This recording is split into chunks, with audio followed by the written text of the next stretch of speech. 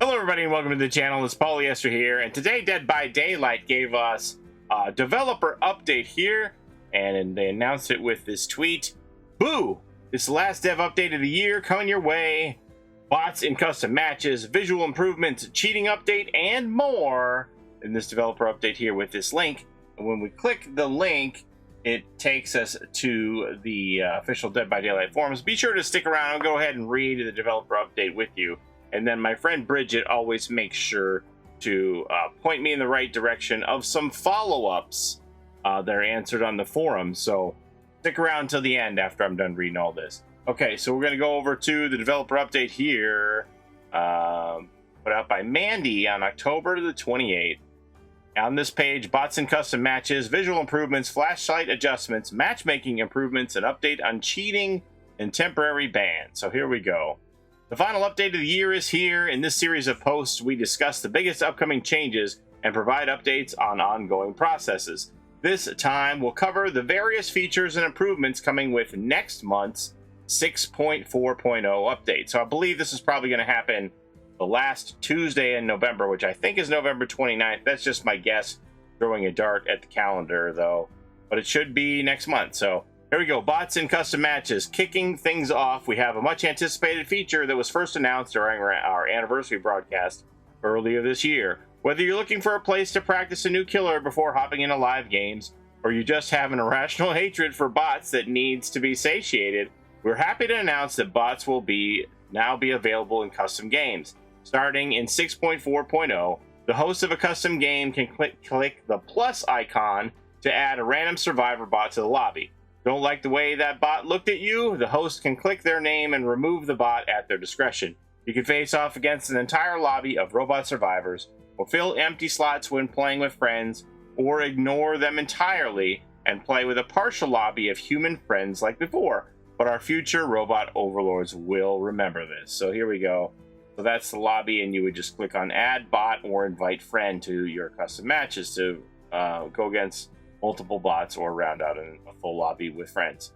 While the first version of the feature focuses on survivor bots, we plan to include killer bots in a future update so you can practice against each killer as well. This will take some time, however, since the AI needs to be trained to use each killer's power first. Additionally, we have a few other improvements in store for this feature in the future, including the ability to select which characters you want by your side and their loadouts, though not all perks, items, add-ons will be available to bots.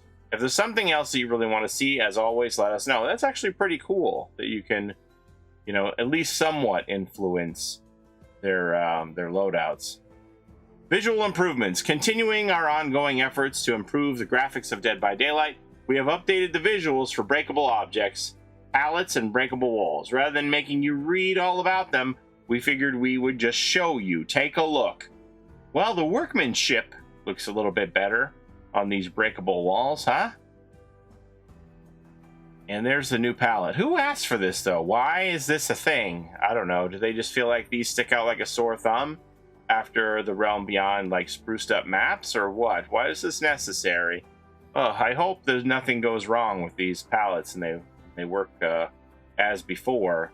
However, if you do want to make it, remember the anti-gravity effect that we had when the killer would kick a pallet and the pieces would just float away, and then it was kind of like I guess the killer's over there because I see pieces of debris flying in the sky. If you want to bring that back, that was always fun.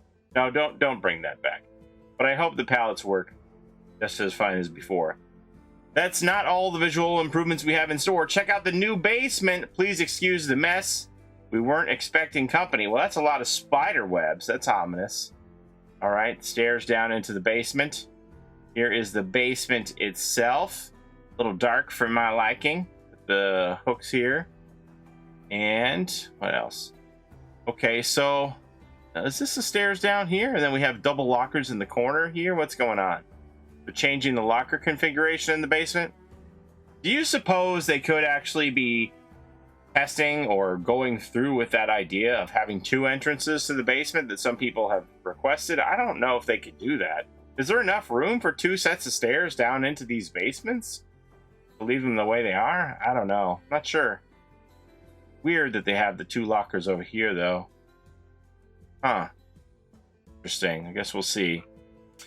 Flashlight adjustments. When we recently updated flashlights to prevent them from being triggered too frequently to address concerns of epilepsy, while we were working on this change, we took the opportunity to revisit flashlights and plan some additional updates for them. And in the 6.4.0 update, flashlights will receive 2 changes. Locker blind immunity. Some lockers are positioned in such a way that clever survivors can blind the killer as they are grabbing another survivor out of it. While cool in theory, there's not a whole lot the killer can do to counter this. Even if they do chase away the other survivor waiting with a flashlight, the survivor in the locker can take advantage of the distraction to make a break for it. To prevent situations like this, killers will receive blind immunity while grabbing a survivor from a locker. I am wholly on board with this. I have played against 2 different comp teams that brought maps where they had double lockers side by side, and they just beat the heck out of me. What happened is you would get 2 survivors who jump into lockers side by side. You go to pull one of them out, the other one jumps out and flashlight blinds you, and it was just terrible. There's nothing you can do about it. So it was just a miserable experience, and there's no counter really, other than Lightborn, I guess. But you know, other than that, you're kind of at their mercy, and I'm glad that they have instituted that. Part 2, flashlight save buffer. A flashlight save can be a game changer, but they're a little tricky to pull off. On top of getting into positions for a save, the timing on a flashlight saves is incredibly precise.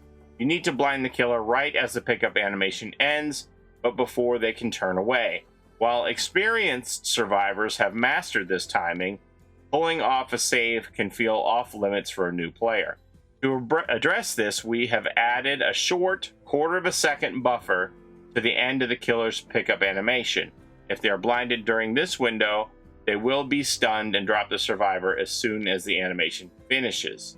So, you have a little bit more timing to work on these flashlight saves, which is good. They're really tricky. I mean, I've seen King make video after video trying to show that specific point in the pickup animation where you need to begin the blind to successfully blind someone. And I myself have, you know, been blinded too soon and things like that as killer. And I'm not very good with flashlights. So this is encouraging to make it not as precisely skillful as it was before. A little bit of wiggle room on that. We'll see how that goes. I'm sure killer mains are not very excited about that. Matchmaking improvements. Dead by Daylight is always changing, so it only makes sense for the matchmaking system to change with it. We're always keeping an eye on matchmaking and making small tweaks behind the scenes to strike a nice balance between wait times and match quality. In addition to this, we have some large, much requested improvements on the way. Matchmaking is a very complex subject, so we'll have a dedicated post going into detail on how exactly these new features work next week. But in the meantime, here's what you can expect. Team-based ratings, with escapes being the win condition for survivors. Dying heroically to save your team can feel a little anticlimactic. We're introducing team-based ratings to remedy this. Your rating will adjust on not only your own performance, but the team's performance as well. Sacrificing yourself to save the team won't be nearly as punishing. Interesting. Extended breaks. If you're just coming back from an extended break, contending with rust on top of facing the same caliber of players as when you left can make things rough. To make returning from a break easier, your matchmaking rating will adjust quicker after your first few matches back. This will help you settle into place where you're more comfortable much quicker than before. Both changes will be part of the 6.4.0 update coming next month. Keep an eye out for the matchmaking blog post for more details. Updates on cheating. We recently shared a roadmap detailing our plans to combat cheating. In the weeks since, we fixed a number of vulnerabilities to lessen the impact of cheats. Here's a list of just some of the exploits we've prevented recently. Prevented cheaters from hooking themselves, prevented generators from being instantly powered, prevented cheaters from starting a match with 2 killers, prevented cheaters from stacking duplicate perks and add-ons, prevented extended flashlight blind durations, reduced the maximum length of matches to prevent extraordinarily long matches, Added countermeasures to force the match to end after the endgame collapse. Added countermeasures to prevent player sniping. Fixed an issue that could allow cheaters to crash the game. Nice. We're now able to confirm that these fixes were effective and have limited the ability of cheaters for the time being. We've already identified additional vulnerabilities and will roll out fixes over the coming weeks, but we can't give details on these just yet to avoid giving cheat makers a heads up. We'll share more on what we've been working on in our next update on cheating. I'm glad that they're like really giving us some transparency on acknowledging this and the transparency on the steps being taken to improve that area. Temporary bans. Last but not least, we'd like to notify you about an update to our temporary ban policy. Temporary bans are used for minor infractions such as griefing, harassment, and unsportsmanlike conduct. These are separate from matchmaking bans acquired from disconnecting from a match. To better discourage toxic behavior, we are increasing the duration of our temporary bans across the board. First strike goes 48 hours instead of 24 hours. Second strike is a week. Third strike is a month. And fourth strike is permanent. Particularly bad or repeated behavior may result in more than one strike if our support team deems it necessary. A list of bannable offenses can be found here. We want to make it very clear toxicity has no place in our game, and we hope these increased durations will both discourage players from spreading toxicity in the first place, as well as give them more time to reflect on their behavior afterwards. As a reminder, cheating will result in an immediate permanent ban. And with that, we've reached the end of the final developer update of 2022, but don't worry, we'll keep in touch until these posts return. All the changes mentioned here will be available in 6.4.0 public test builds starting next week.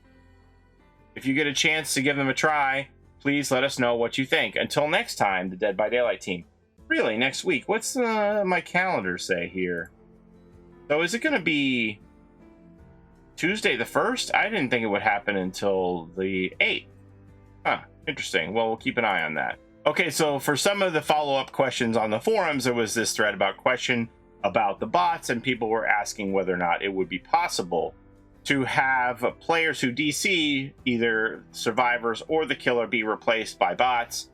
And Peanuts writes, bots are only available in custom matches for now. You can play against a whole team of bots or just fill in the empty slots when playing with friends. And some people took the for now to say, oh, so it might be coming. And he said, I promise you I'm not teasing anything. And then to follow up on the flashlights post here, Darky writes, like almost everything in this update, not sure how the quarter-of-a-second buffer will feel as the killer, but I'll have to try it out and see.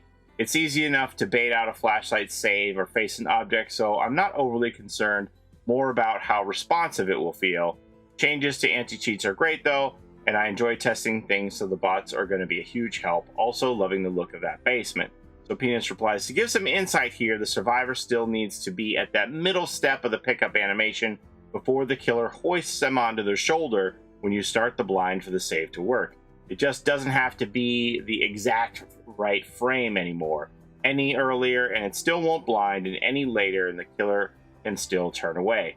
As a killer, it's almost too short to notice since the VFX fade in. It's hard to tell if the blind was on time or buffered in most cases. And a little bit of a follow-up to that is I love the look of a lot of this, including the kibosh unlocker saves and the cheats they patched out, but I'm concerned about that flashlight blind buffer. Is it making it so that you get blinded a little early, you still get the save, or is it making it so that you're still vulnerable for part of a second after you finish the pickup and have the ability to look away?